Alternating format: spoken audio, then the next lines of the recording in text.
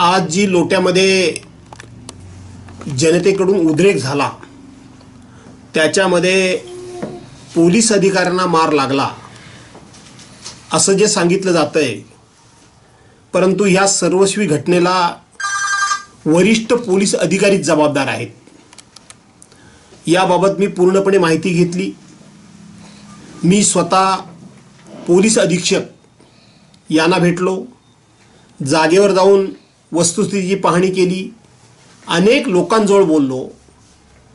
या परिसरामध्ये गेले अनेक दिवस काही प्राण्यांची हत्या केली जाते. ही बाब 8 दिवसापूर्वीच तिथल्या सर्व नागरिकांनी पोलिसांच्या निदर्शनात आणून दिली होती. परंतु वरिष्ठ पोलीस अधिकाऱ्यांनी या परिस्थितीचं गांभीर्य लक्षात घेऊन दूरगामी परिणाम काय होऊ शकतील याचा विचार करण्याचा अनुभव सुद्धा नसलेले अधिकारी, वरिष्ठ अधिकारी असल्यामुळं त्यांनी ह्या घटनेचं जे गांभीर्य राखायला पाहिजे तर राखलं नाही, दुर्लक्ष केलं. आणि आज पुन्हा त्याच जागेवर काही जनावरं ही आणून त्या ठिकाणी कापण्याचा प्रयत्न करत असताना तिथल्या लोकांनी, काही लोकांना पाहिलं, त्यांचे गाड्यांचे नंबर घेतले, त्यांना पकडण्याचा प्रयत्न केला, परंतु ते सापडू शकले नाहीत.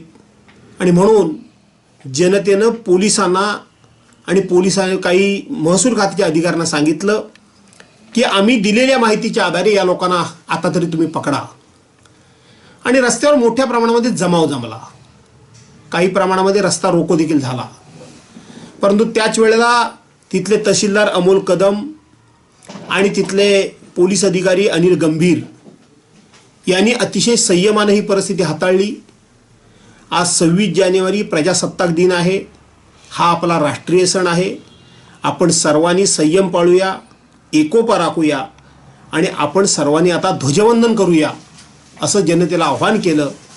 आणि तिथले स्थानिक लोकप्रतिनिधी आणि काही प्रतिष्ठित नागरिकांनी त्याच्यामध्ये पुढाकार घेतला आणि जनतेला शांत करून सर्वजण त्या ठिकाणी झेंडावंदनाकरता निघाले होते. काही विद्यार्थी रस्त्यावर झेंडावंदनाकरता देखील आले होते. आणि मी माहिती घेतली, त्याच्यामध्ये असं कळतं की त्याच वेळेला DYSP श्रीयुत नांदेडकर हे खेडवरून आले आणि अधिकाऱ्यांजवळ चर्चा करत असलेल्याच लोकप्रतिनिधी आणि प्रतिष्ठित नागरिकांना त्यांनी बेछूटपणे मारण्यास सुरुवात केली. लाठी हल्ला केला, खूप मोठ्या प्रमाणात लाठीचार्ज केला. आणि लोकांना काही कळण्याच्या अगोदरच लोक जिकडे तिकडे सैरभर पळायला सुरुवात झाली आणि त्यातूनच लोकांच्या भावनेचा उद्रेक झाला.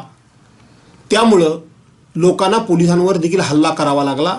परंतु या सर्वस्वी घटनेला जबाबदार ही वरिष्ठ अधिकाऱ्यांची निष्क्रियता, शासनाचा बेजबाबदारपणा आणि अधिकाऱ्यांना परिस्थितीचं गांभीर्य लक्षात घेऊन परिस्थिती कशी हाताळावी याचंच मुळात ज्ञान नसल्यामुळं ही परिस्थिती घडली. ही परिस्थिती अत्यंत दुर्दैवी आहे. मी सर्व नागरिकांना या निमित्तानं आव्हान करतो की कुणीही अफवांवर विश्वास ठेवू नका. ही कुठल्याही 2 घटकांमधली, 2 समाजामधली किंवा 2 पंथांमधली ही घटना नाही, तर ही विध्वंसक घटना आहे. तुम्ही आम्ही सर्वांनी मिळून या घटनेचा प्रतिकार करूया. आणि जे कोणी हा विध्वंस माजवू इच्छितात, जे कोणी लोकांच्या भावनांशी खेळू इच्छितात, त्यांना सर्वांनी मिळून आपण कायदेशीररित्या अद्दल घडवूया.